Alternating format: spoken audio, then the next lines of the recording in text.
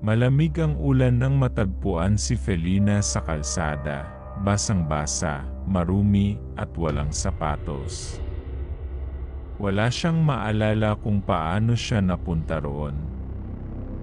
Ang sabi ng mga pulis, natagpuan siyang pag-alagala sa gilid ng isang abandonadong bahay sa kabubatan, nanginginig at hindi nagsasalita.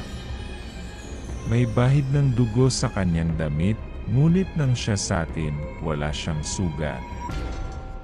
Dinala siya sa ampunan ng Santa Luisa, isang lugar para sa mga batang iniwan ng kanilang pamilya.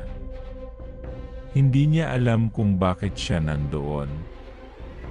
Walang naghahanap sa kanya, walang lumapit para kunin siya. Nagtanong ang mga madre, ngunit hindi siya makasagot. Hindi dahil sa ayaw niya, dahil wala siyang maalala. Ngunit kahit wala siyang maalala, napansin niyang iba siya sa ibang bata.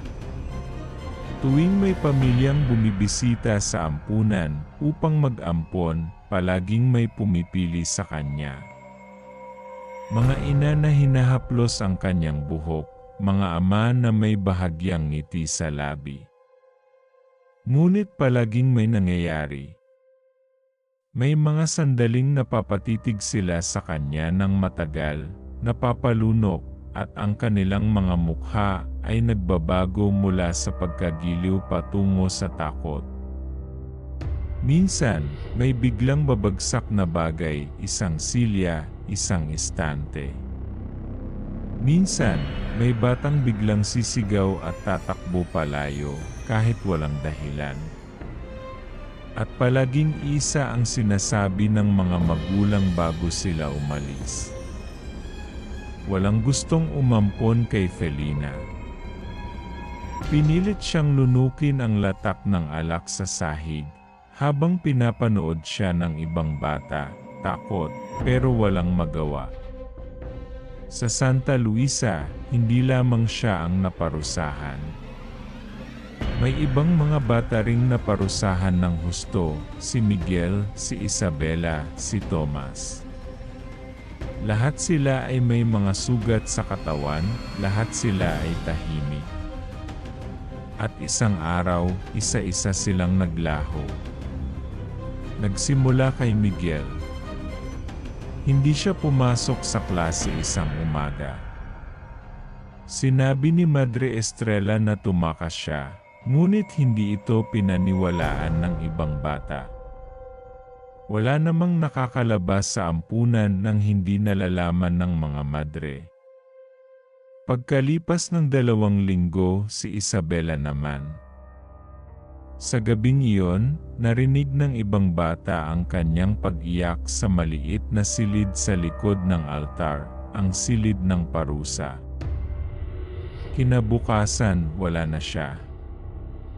At nang sumunod na linggo, si Tomas.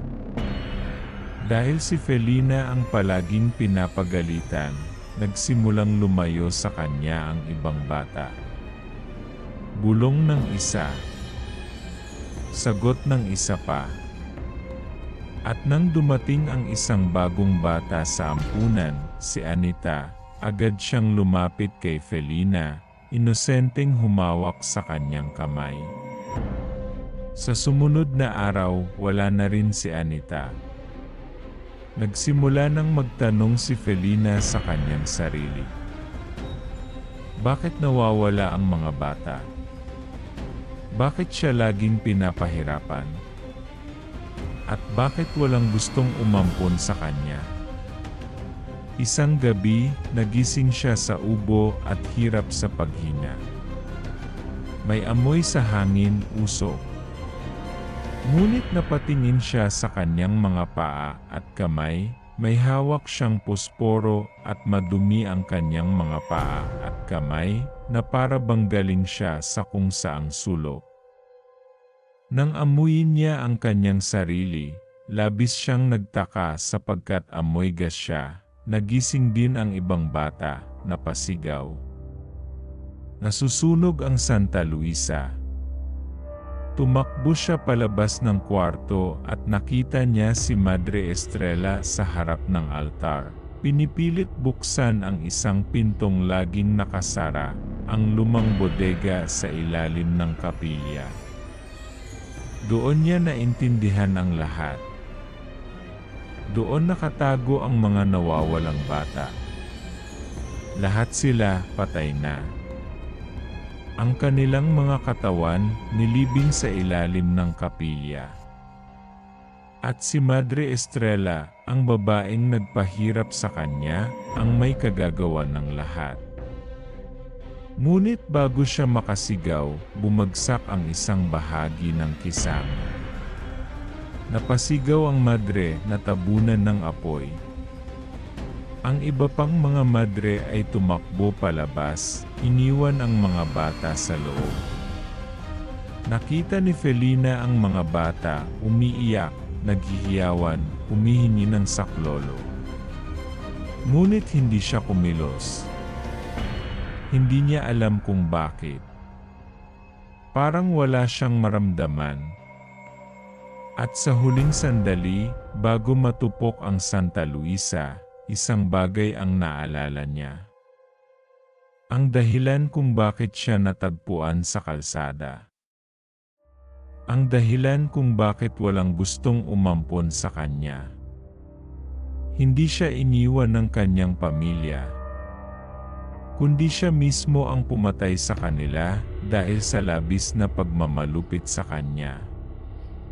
Kinabukasan, natagpuan ng mga pulis ang nasunog na guho ng Santa Luisa. Maraming bata ang namatay sa loob. Ang mga madre lahat patay. Ngunit isang bata lang ang natagpuang buhay, si Felina.